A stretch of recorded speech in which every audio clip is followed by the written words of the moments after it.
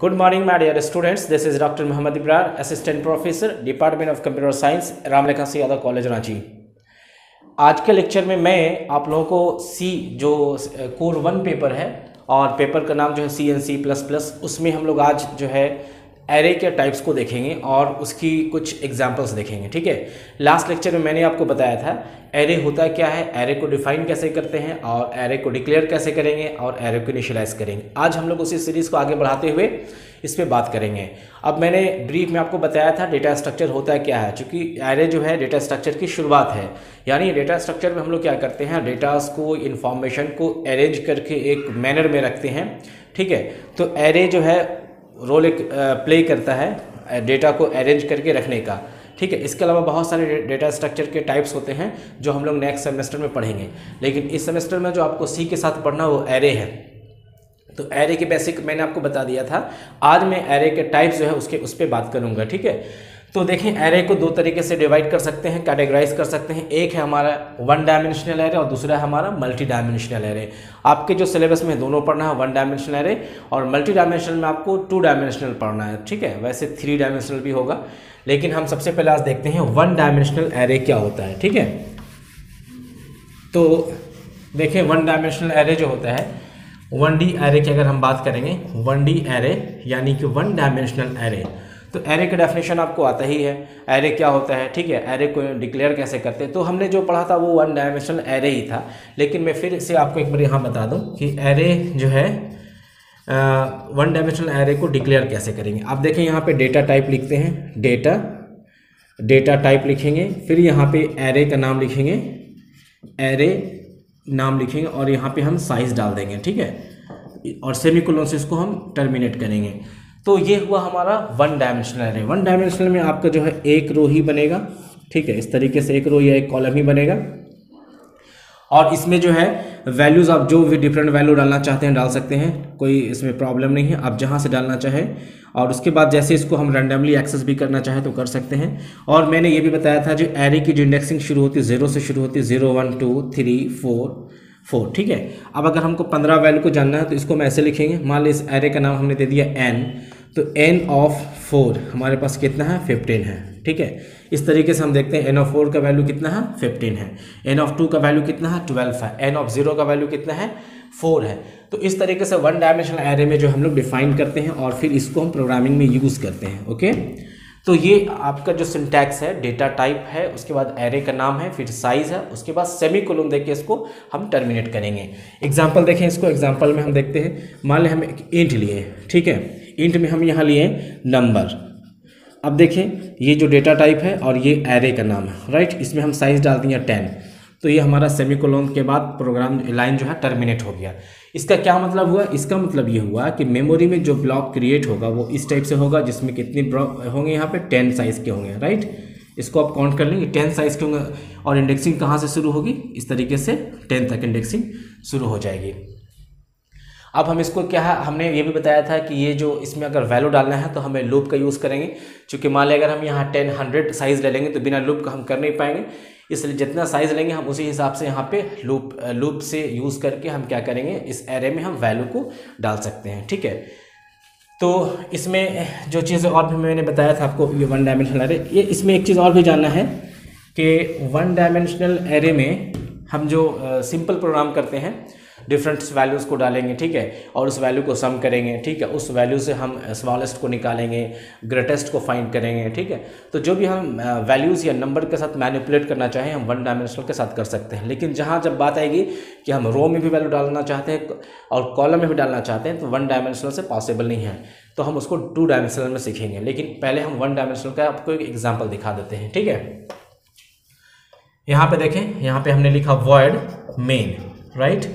अब यहाँ पे हम एक एरे को डिक्लेयर करते हैं, इंट n हमने लिया और यहाँ पे 5 ले लिया। ठीक है, उसके बाद हम यहाँ पे लेते हैं, यहाँ पे हम लेते हैं इंट, एक लूप ले लें।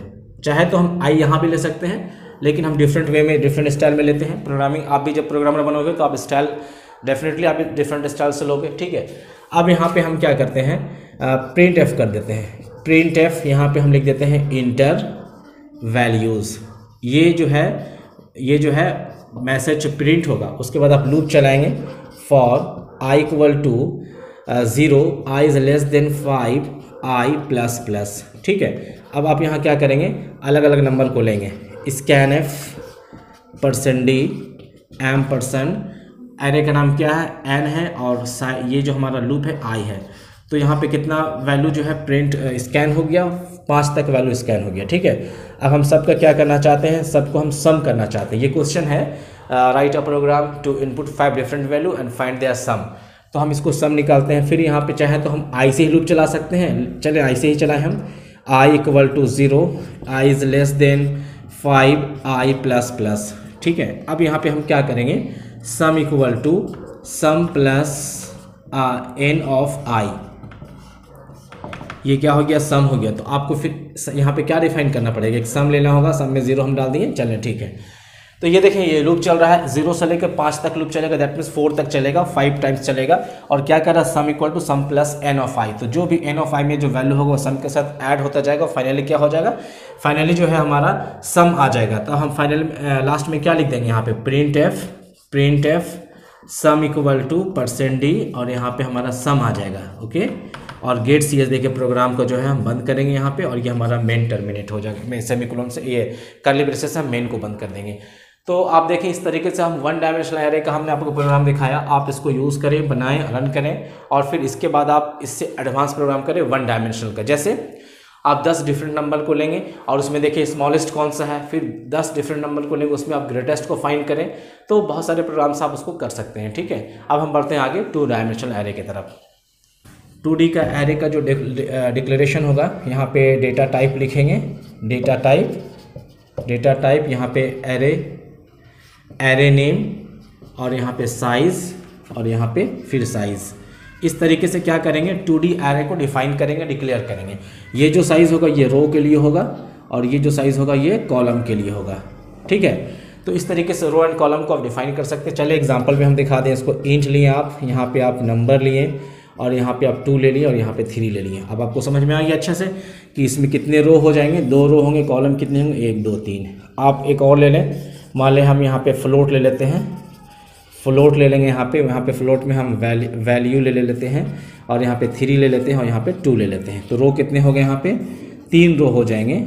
ठीक है ना, आप देखें 3 रो है, कॉलम कितना है 2। तो इस तरीके से आप देखें, जब आप सॉफ्टवेयर बनाएंगे या ऐप बनाएंगे तो देखिए इसको समझने में कितना आसानी हो जाएगा कि डेटा जो डाला जाता है टेबुलर फॉर्म में, उसके लिए बैकग्राउंड में कोडिंग कैसे की जाती है। ठीक है, तो ये हुआ आपका डिक्लेरेशन 2D एरे का। ओके, अब चलिए इसका हम कुछ आपको एग्जाम्पल दिखा देते हैं।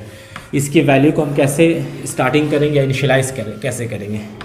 तो अब सबसे पहले हम आपको दिखाते हैं 2D एरे के वैल्यू को इनिशियलाइज कैसे करते हैं। यहाँ देखें, यहाँ पे मान लें हम इंट ले लिए, n ले लिए, और n में हमने साइज़ डाला 2, और फिर कॉलम का साइज़ हमने 2 ही डाल दिया। चलें इसको हम इनिशियलाइज कर देते हैं। यहाँ पे 1 2 ले लिए, और यहाँ पे हम फिर 3 4 ले लिए। तो देखें 2 रो एंड 2 कॉलम में वैल्यू जो हमारा है वो आ गया। तो इस तरीके से हम जो है वैल्यू को इनिशियलाइज करते हैं। ओके, चलो इसको हम कंप्लीट एग्जांपल्स आपको हम दिखाते हैं कैसे बनाते हैं इसको। अब देखें यहाँ पे मैं 2D का जो आपके सामने 2D जो मल्टी डायमेंशनल का 2D एरे होता है उसका मैं एग्जांपल आपको दिखाने वाला हूँ। यहाँ पे देखिए हमने यहाँ वर्ड मेन से शुरू किया। वर्ड मेन के बाद हमने एक एरे लिया। एरे का नाम क्या है A, और इसकी रो की साइज़ कितनी है 3, और कॉलम की साइज़ कितनी है 2। हमने वैल्यू यहीं पर इनिशियलाइज किया। हम प्रोग्रामिंग में आगे जब सीखेंगे तो हम वैल्यू जो है यूज़र से लेंगे और स्कैनएफ कराएंगे। ठीक है, लेकिन पहले हम इसको कर लेते हैं। ये हमने वैल्यू डाल दिया, चूँकि 3 रो है तो यहाँ पे आप इस तरीके से देखें 3 रो हो गया और कॉलम 2 हो गया। और फिर हम एक्स्ट्रा 2 वेरिएबल लेंगे ताकि एक रो के लिए लूप चलाए और एक कॉलम के लिए लूप चलाएंगे। ठीक है, तो इस तरीके से पहले हम फॉर लूप चला रहे हैं रो के लिए i = 0, i < 3, यानी कि 0 से कहाँ तक लूप चलेगा 2 तक चलेगा, यानी 0 1 2 3 टाइम्स चलेगा। और यहाँ फिर अंदर जाएगा तो j का वैल्यू 0 हो गया, और j 2 से छोटा यानी कि 0 लूप कहाँ से कहाँ तक जाएगा, 0 से लेकर 1 तक जाएगा, यानी 2 टाइम चलेगा, 2 बार चलेगा। तो अब देखें जब ये यहाँ एंट्री किया, अब लूप का कंसेप्ट आपको मालूम है कैसे जाता है। फिर यहाँ से यहाँ आ जाएगा। तो अब देखिए फर्स्ट केस में a कितना लाया था अपने साथ 0, और j का वैल्यू कितना है 0। तो 0 0 में जो पहला वैल्यू है वो प्रिंट कर देगा। आप देखें सबसे पहले यहाँ अगर हम देखना चाहते हैं इसको हम टेबुलर फॉर्मेट में देखें। यहाँ कितनी रो है 3 रो है, और कॉलम कितने हैं 2। तो मान लें कॉलम का जो ये एड्रेस है 0, रो का जो है ये 0 1 2, तो इसका पहला एड्रेस 0 0 0 1, फिर 1 0 1 1 2 0 2 1, ये जो है सेल का एड्रेस हो गया। ठीक है ना, ये रो है, ये कॉलम है, रो है कॉलम है। तो पहले देखें रो जो है वो फिल हो रहा है, ठीक है ना, पहले रो फिल हो रहा है, क्योंकि एक बार जब आई यहाँ एंट्री कर रहा है तो पहले जे अपना जो है वो सारा चला दे रहा है। तो पहला केस में क्या गया, 0 0 में कितना प्रिंट कर गया, 0, ठीक है। उसके बाद फिर यहाँ ए तो 0 ही रहा, ए 0 ही रहा, लेकिन जे कितना हो गया, 1 हो गया। तो 0 1 का वैल्यू कितना है आप देखें, दूसरा बार में 0 प्रिंट कर देगा। फिर जैसे जे फॉल्स होकर नीचे आ जाएगा, आई जो है इस बार कितना लेके आ जाएगा अपने साथ, 1 लेके आएगा। और जे कहाँ से शुरू हो रहा है, 0 से शुरू हो रहा है। तो ए ऑफ 1 और आई 0, तो उसके बाद कौन सा वैल्यू हो जाएगा यहाँ पे, 1 हो जाएगा प्रिंट, ठीक है ना। फिर जे जैसे बढ़ा तो 1 1, तो 1 1 का वैल्यू क्या है यहाँ पे देखें, 2 हो गया इस तरीके से। फिर आई कितना लेके आएगा इस बार, 2 लेके आएगा। और जे कहाँ से शुरू हो रहा है, 0 से शुरू हो रहा है, ठीक है। तो 2 और 0 का वैल्यू कितना हो जाएगा, 2 हो जाएगा। और 2 फिर ए जो है कितना हो जाएगा, 2 1, तो 2 1 का वैल्यू कितना हो जाएगा, 4 हो जाएगा। इस तरीके से आप देखें पहले रो फिल हुआ, उसके बाद कॉलम फिल हो रहा है। तो ये है 2D डायमेंशनल एरे का जो एग्जाम्पल हमने आपको बताया, ठीक है।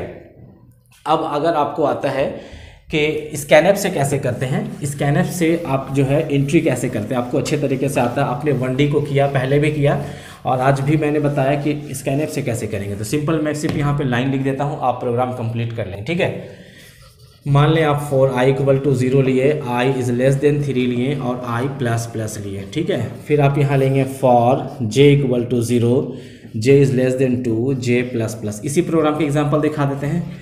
अब यहाँ पे आप लिखेंगे स्कैनएफ, स्कैनएफ में क्या लिखेंगे, %d एम% a ऑफ मान लें एरे का नाम a है, a ऑफ i और a ऑफ j। देखिए ध्यान दें, इस तरीके से आप जो है वैल्यू को लेंगे, इस तरीके से स्कैन करेंगे, ठीक है। तो ये स्कैन करने का तरीका है। अब आप क्या करें, आप जो है प्रोग्राम को कंप्लीट कर लें, 2D एरे आपका हो जाएगा। फिर हम लोग नेक्स्ट टाइम मिलेंगे कुछ और एग्जांपल के साथ, या इसमें अगर कुछ और भी पॉइंट्स होंगे जो पढ़ने की चीज़ें होंगी उस पर हम लोग मिलेंगे, बात करेंगे। आपको डाउट हो तो ज़रूर कमेंट करें। Thank you very much.